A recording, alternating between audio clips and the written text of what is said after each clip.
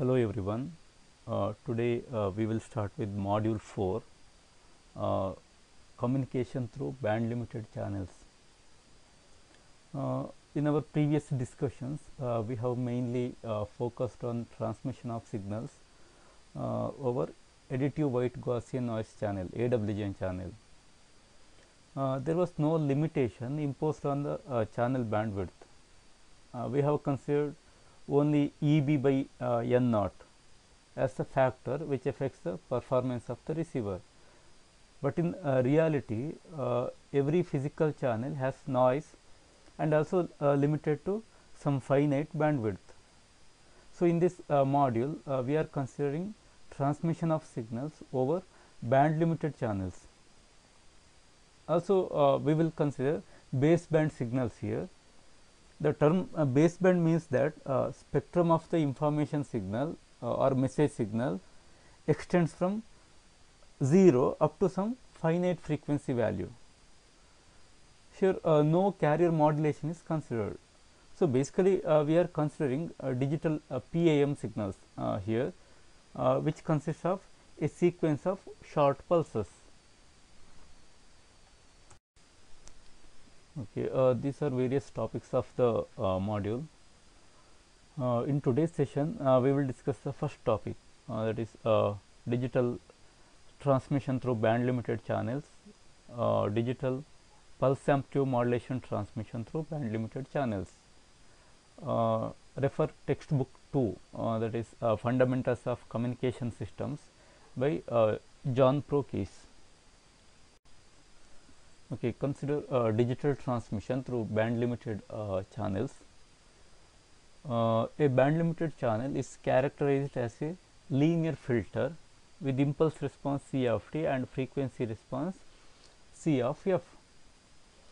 Now you consider a baseband channel which is band limited to W equal to B suffix C, BC hertz.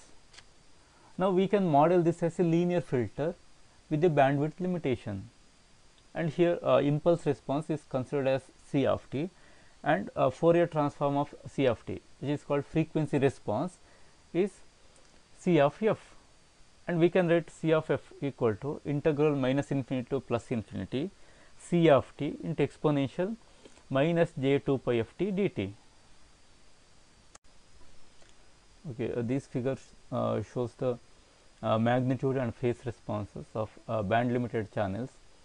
As you can see here, the response is 0 outside the W equal to BC hertz, that is C of f equal to 0 for frequency greater than BC hertz. So any signal with frequency component higher than BC hertz will not be passed by the channel. Okay, the same thing is explained over here. The channel is band limited to W equal to BC hertz, and C of f equal to 0 for magnitude of f greater than BC hertz. So for frequency greater than BC hertz and less than minus BC hertz, the channel frequency response C of f equal to 0. Next, suppose input to this band limited channel is a signal waveform GT of t. Here t refers to the transmitter. Then how we can write the output of this channel? A signal GT of t is transmitted through a band limited channel. Then what will be the output? Output is nothing but convolution of GT of t with C of t. Therefore we can write H of t equal to integral minus infinity to plus infinity C of tau GT of t minus tau d tau, which is equal to C of t convolution with GT of t. We know that convolution in the time domain is transformed into multiplication in the frequency domain. Therefore we can rewrite this as H of f equal to C of f into GT of f. Okay, next, assume that signal at the channel output is affected by AWGN. So here we are considering a band limited channel with the AWGN noise. And therefore the received signal can be written as H of t plus N of t, and this received signal is applied to the demodulator. Therefore the signal at the input to the demodulator is H of t plus N of t, where H of t is the signal component and N of t is the noise component. The demodulator uses a matched filter which is matched to the signal h of t to maximize the SNR at its output. So, in the frequency domain, this matched filter response is written as GR of f equal to complex conjugate h star of f e to the power minus j2 pi f t naught. Now, please listen carefully. The received signal h of t plus n of t is passed through a matched filter. Therefore, what will be the signal component at the output of the matched filter? It is nothing but convolution of h of t with GR of t. In frequency domain, this signal component can be represented as h of f into GR of f. Please note that here only I am considering the signal component. Therefore, in frequency domain, signal component will be h of f into GR of f, which is equal to h of f into h star of f e to the power minus j2 pi f t naught. Next, take inverse Fourier transform so that you can represent it in time domain. So, integral minus infinity to plus infinity h of f h star of f e to the power minus j2 pi f t e to the power minus j2 pi f t naught into e to the power j2 pi f t df. I repeat it, integral minus infinity to plus infinity h of f h star of f e to the power minus j2 pi f t naught e to the power plus j2 pi f t df. So, at t equal to t naught, so you assume that sampling interval is t naught. Therefore, at t equal to t naught, you will get one positive and negative exponential. So, e to the power minus j2 pi f t naught into e to the power plus j2 pi f t naught you will get. So, this gives 1. Therefore, what you will get? So, finally, you will get integral minus infinity to plus infinity h of f into h star of f into df. So, this is nothing but integral minus infinity to plus infinity magnitude of h of f whole square into df. This is what given here. Therefore, the signal component at the output of the matched filter at the sampling instant t equal to t naught is ys of t naught equal to integral minus infinity to plus infinity magnitude of h of f square df. This gives EH. That means, this sampling gives energy in the channel output h of t. So, therefore, sample value at t equal to t naught gives the EH value. Therefore, definitely power is proportional to square of this. So, EH square, it gives the power associated with the received signal. Please remember this point. Next, the noise component at the output of the matched filter has a 0 mean and a power spectral density of Sn of f equal to n naught by 2 magnitude of h of f square. In AWGN channel, it is only n naught by 2, but for band limited AWGN channel, Sn of f equal to n naught by 2 magnitude of h of f square. Next, the noise power at the output of the matched filter has a variance of sigma n square equal to integral minus infinity to plus infinity Sn of f df. So, here it is integrated. So, this can be written as n naught by 2 integral minus infinity to plus infinity h of f square df. But from the previous discussion, we can write this integration value as EH. Therefore, the variance value equal to n naught into EH divided by 2. Next, what will be the signal to noise ratio at the output of the matched filter? Very simple, signal power divided by noise power. So, from our previous discussion, we can write it as EH square divided by n naught EH by 2. So, this gives signal to noise ratio as 2 EH by n naught. So, the filter impulse response is matched to the received signal h of t instead of the transmitted signal. Therefore, the implementation of the matched filter at the receiver requires h of t. That means, the channel impulse response C of t must be known to the receiver, because h of t equal to convolution of c of t with gt of t. Therefore, definitely channel impulse response c of t is required at the receiver section. Okay, next is digital PAM transmission through band limited baseband channels. So here we are considering pulse amplitude modulated signals, or it is also called as line codes. So without modulation, without using carrier modulation, directly pulse amplitude modulated signal is transmitted through baseband channels. So here we have different blocks. Consider this baseband PAM communication system. We have a transmitting filter with filter response of GT of f, and then we have band limited channel with AWGN noise. The channel is represented as a linear filter with filter response C of f. Then N of t is the AWGN noise. We have a receiving filter with impulse response of GR of t, or frequency response of GR of f. Then is sampler periodically samples the output of the receiving filter, and there is a symbol detector in the last stage. So this is the basic block diagram representation of a baseband pulse amplitude communication system. Okay, next, binary data sequence is subdivided into k bit symbols, and each symbol is mapped into a corresponding amplitude level. So here consider M-ary pulse amplitude modulation. Input binary sequence is divided into k bit symbols. Therefore, we have M equal to 2 raised to k number of different possible symbols, and each of these symbol is represented using a corresponding amplitude level. Therefore, it amplitude modulates the output of the transmitting filter.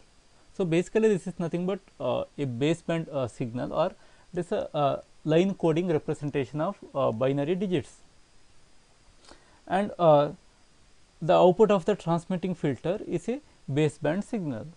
Therefore, this baseband signal at the output of the transmitting filter may be expressed as V of t equal to summation n equal to minus infinity to plus infinity an gt of t minus nt.